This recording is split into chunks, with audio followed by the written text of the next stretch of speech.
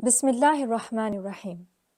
The blessed month of Ramadan has come to an end, but our efforts towards gaining proximity with our Creator, with the Holy Quran, and our journey on the path towards spirituality and taqwa certainly has not come to an end.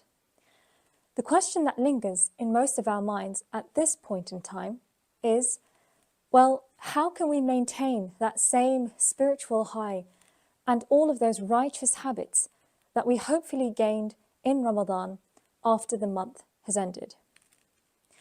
Well, first of all, we have to remember that Ramadan was a chance for us all to incorporate new routines in our lives, to create new habits in our lives. And for some of us, it was a chance to initiate big changes in our lives, whether that was praying more regularly, reading the Quran more regularly, giving more charity, controlling our nafs, and protecting our bodies from internalizing harmful or immoral thoughts and content. But the test comes after Ramadan ends, which is to maintain those good habits. And the Holy Prophet ﷺ provides us a simple formula as to how we can approach this. The Holy Prophet ﷺ states, "Iklafu min al-amali ma tutiquna fa inna khayra al-amali adwamuhu wa in qalla." It is stated that the Holy Prophet ﷺ says, "Take up good deeds only as much as you are able, for the best of deeds is that which is done consistently, even if it is little." So what is being emphasized is that it is not necessarily the quantity or the gravity of good deeds that we perform that is most beloved to Allah Azza wa Jal. Rather, it is best that we adopt any good deed that we find ease in performing and that we can do consistently and regularly. Now, in Ramadan, we were expected to increase both the quantity and the quality of all acts of worship. This meant that we were praying the Taraweeh prayer consisting of 20 cycles every single night, or many of us may have completed the entire Quran within 30 days, and we were increasing the amount of charity and sadaqah that we gave. Some of us may have completely gone offline for the 30 days in hopes to contain a social media addiction.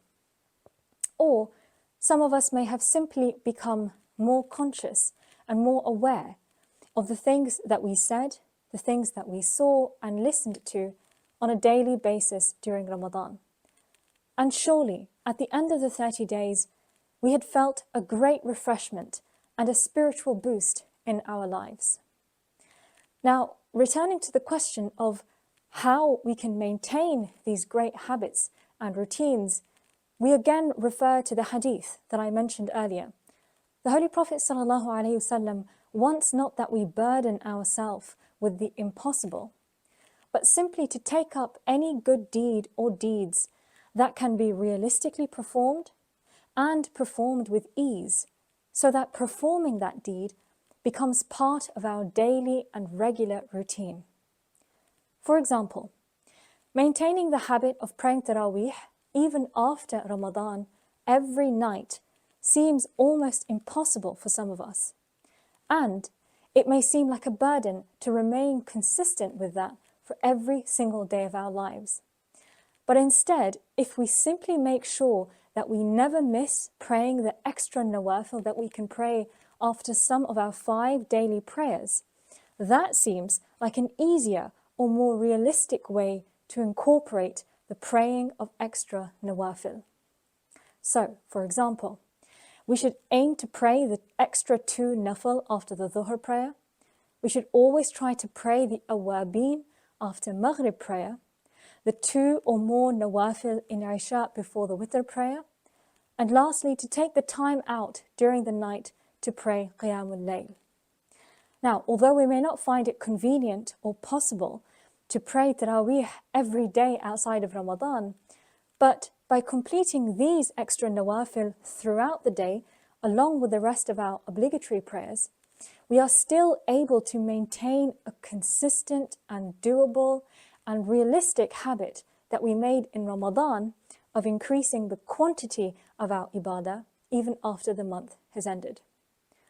Now the same goes for maintaining a consistent routine for reciting the Holy Quran. Many of us may have, with the blessings of the holy month, completed the entire Quran in Ramadan.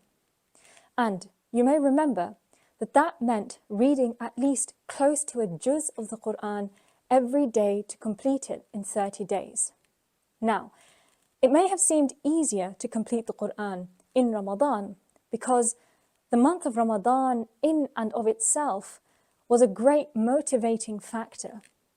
Just as Allah subhanahu wa ta'ala states in the Quran in Surah Al-Baqarah, ayah number 185, شهر رمضان الذي أنزل فيه القرآن هدى للناس, that Ramadan is the month in which the Quran was revealed as guidance for humankind.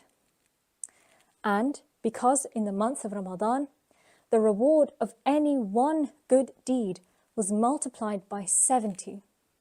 So perhaps these blessings were a motivation for us during Ramadan, and we had prioritized reading the Quran for a good portion of the day over other purposeless activities that we were probably used to doing prior to Ramadan. So the question arises, how can we maintain the constant and regular recitation of the Holy Quran?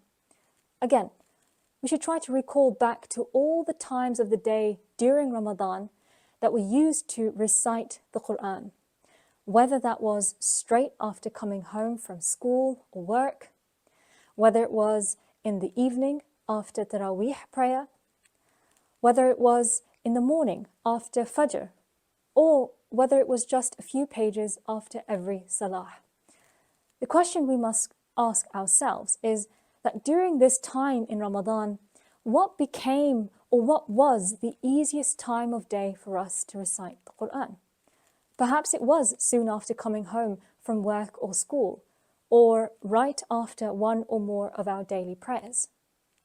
Now, with that answer in mind, we must really now reflect on what our post-Ramadan days look like. If, for example, usually when we come home from work or school, we eat lunch and dinner, and then we sit right in front of the TV straight after, or we start scrolling on our phones, then we'll know that that is exactly what we must remove from our routines so as to reincorporate that same habit that we had during the month of Ramadan, which was to simply pick up the Holy Quran and read a few pages with the translation after coming home from work or school. So if we can learn to replace our old habits with a new one, but in a way that we find it easy to do, realistic to do, and therefore more sustainable, then inshallah it should become a regular and consistent habit.